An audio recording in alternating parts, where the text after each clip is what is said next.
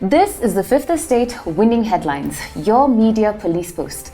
In this segment, we summarize some of the headlines that you might have missed this morning. We also take a look at the political pieces that we call cartoons in this country. Today is the 3rd of February 2021, and I am Miss K. I'm Tom. And I am JM. In case you missed the headlines this morning, here they are. In the Daily Nation, shock of mass failure. In the Standard, mass failure in tests. And in the Star, KCPE Class of 2020 unprepared, neck, and other stories. Yeah. So, today's papers all covering the education sector. We don't think it's a particularly interesting topic, but it's one that still needs to be covered. So today we'll talk about some of the sub-headlines in the papers, and Ms. K will give us a rundown of what happened with mass failure and what have you.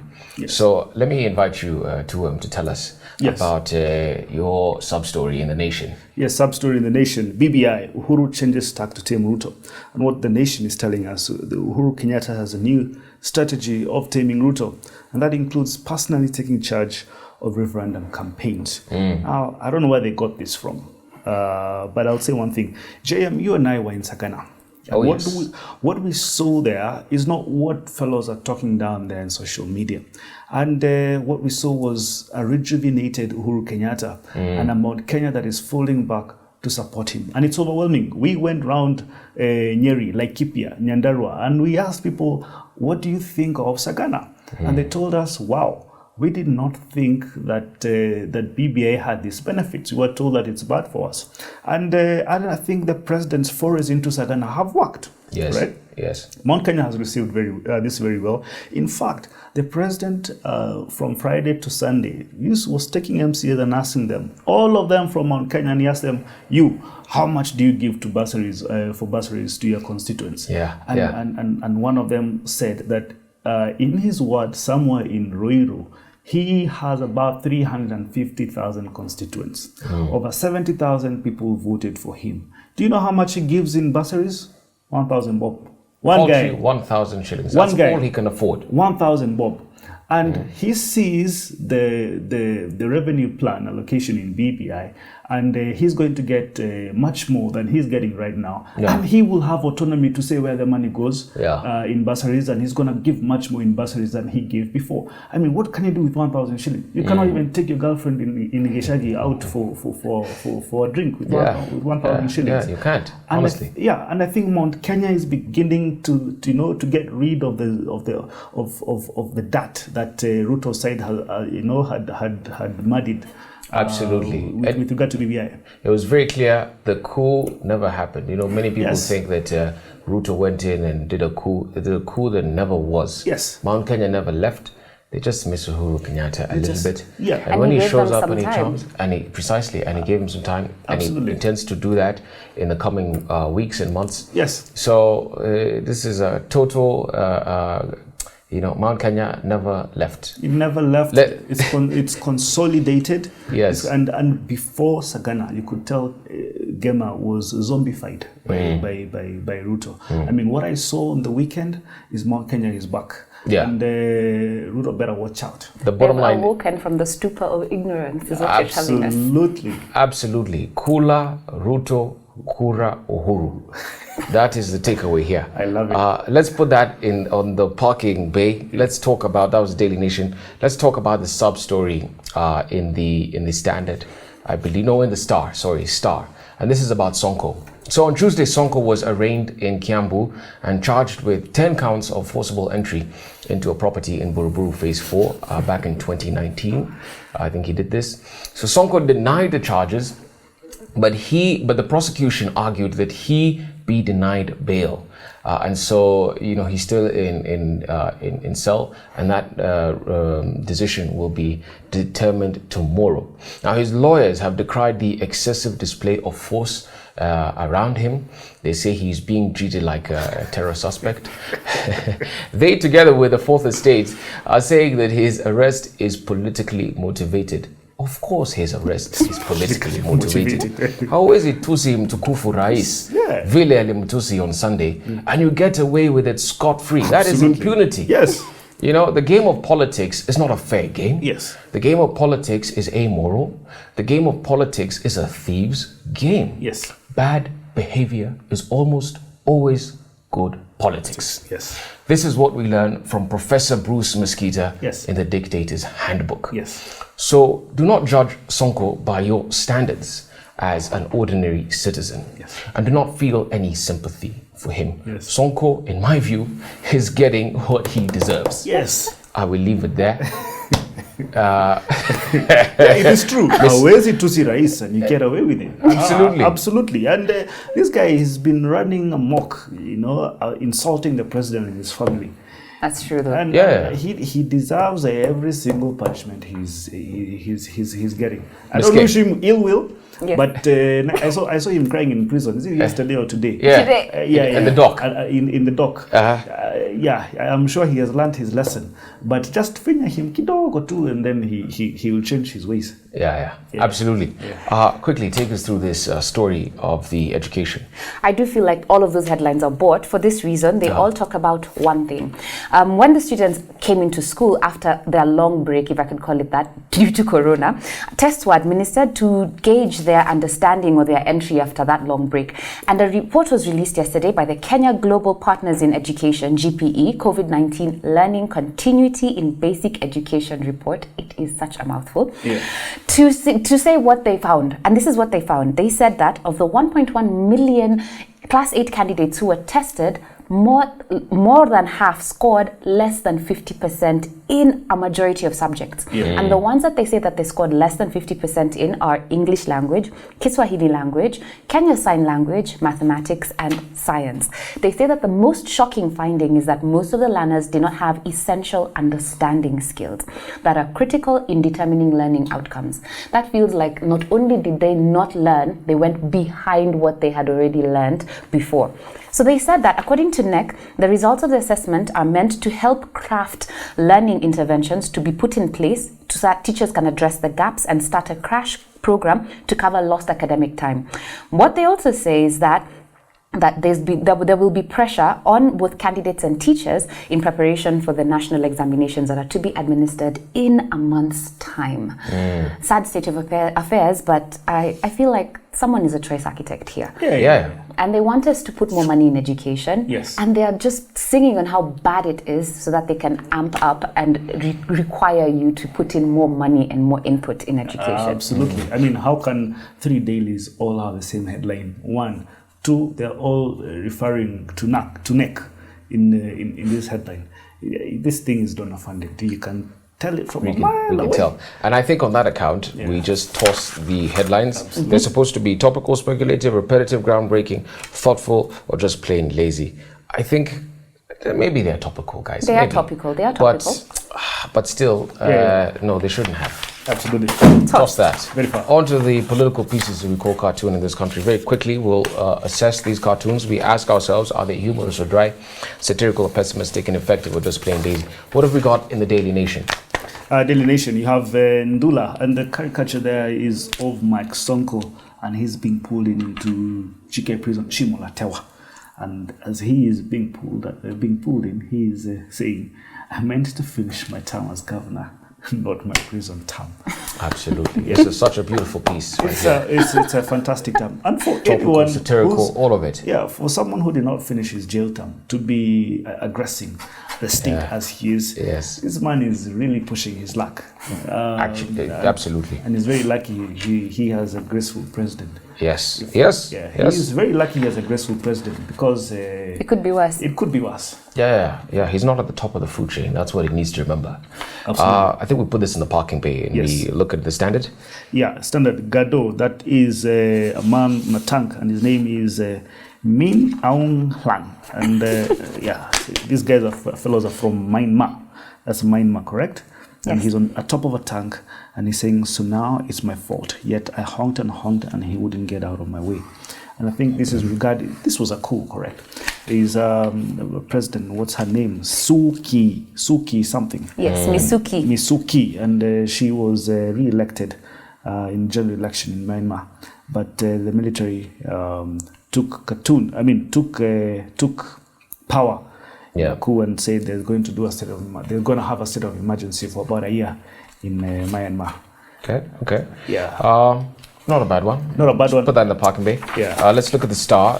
Here we have a caricature of Raila and Ruto, and then Millicent Omanga somewhere there. Yes. Amongst a crowd that is in a frenzy, that is in fracas. Yes. You've got South Mugirango MP Sylvanus Osoro, Yes. represented by his red tie. Yes. During that funeral of 2 days ago, being Yeah. kicked out back into the crowd. Yes. By Semper Arati and Co. Yes. What a beautiful show. I think it's that was put on right there. What a deconstruction of the deputy president and the hustler nation. Let me tell you. Let me say this, JM. William Ruto and the hustler narrative is probably Kenya's biggest existential threat right now. It is. And people are playing, because what may happen in the next months to come, even before 2022, may make 2007, 2008 look like a like a Sunday school picnic. You know, seeing those fellows, those hoodlums in Girai chanting Ruto, Ruto, Ruto, those are guys in a trance. And once you tell them to go and take up public property, that's exactly what they will do. And you will do nothing about it. If you have title deeds in your house, if you're keeping cash in your house, please be aware, because this narrative, and William Ruto knows it, it will be what will get him to the negotiating table. Absolutely. Violence. That's his model, that's his method. Yes. I say we give the winning cartoon to the Daily Nation. I could not agree more. Fantastic. And now, on to our final thought. But before we get there, please don't forget to subscribe to our YouTube channel. So, what is our final thought? Now, our final thought, it is inspired by a book entitled Banker to the Poor by Mohammed Yunus. Banker to the Poor, Microlending and the Battle Against World Poverty is an autobiography of the 2006 Nobel Peace Prize winner and Grameen Bank founder Mohammed Yunus. This book describes Yunus's early life, moving into his college years and into his years as a professor at Chittagong University in southern Bangladesh. Now, while a professor at Chittagong University, Yunus began to take notice of the extreme poverty of the villagers around him. In 1976, he incorporated, with the help of Maimuna Begum, he decided, however, to collect data from people who were living in extreme poverty. And the list that Begum brought him back was of 42 women who were living on credit of 856 taka, that's their currency, which is the equivalent of $27 US. Upon seeing this data, Yunus found it regrettable that all it took was about $27 to bring these women to self-sustainability.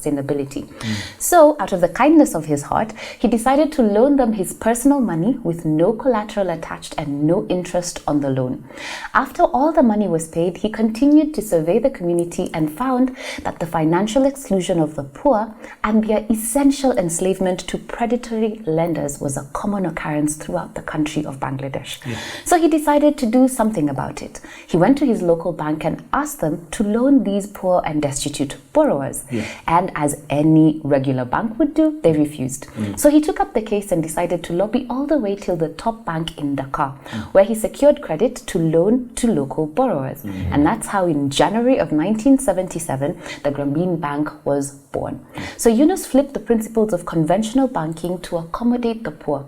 The borrowers had to form groups of 5 people in order to provide some form of security for the loan, and a loan was given to 2 members of the group, and after the repayments were made for 6 weeks straight, the next 2 members could take a loan. The last person who could obtain a loan was the chairman of the group, and he got it last. He or she got it last. So this microcredit program that was started by Grameen has been tested throughout Bangladesh and has even been expanded into much of the world through many similar programs but with different names. It has been proven to work over and over with minor variances on the major principles that he gives. And I'm sure you've had the stories of the Boda Boda Saccos in Kenya who have built houses from daily savings of 50 shillings. I think these initiatives are inspired by the Grameen model. Absolutely. Now, Mohammed Yunus is a Bangladeshi James Mwangi. He saw how access to credit to the poor was stifled by the big banks in Bangladesh. So he came up with a plan. The plan was premised on that each borrower had a human right to credit. Now, the borrowers had to form groups of about 5 people in order to provide some type of security on the loan. A loan was then to give 2 members. The loan was then to give 2 members of a group. Okay. Now, after payments were successfully made for 6 straight weeks, the 2 next members could take out a loan from Grameen.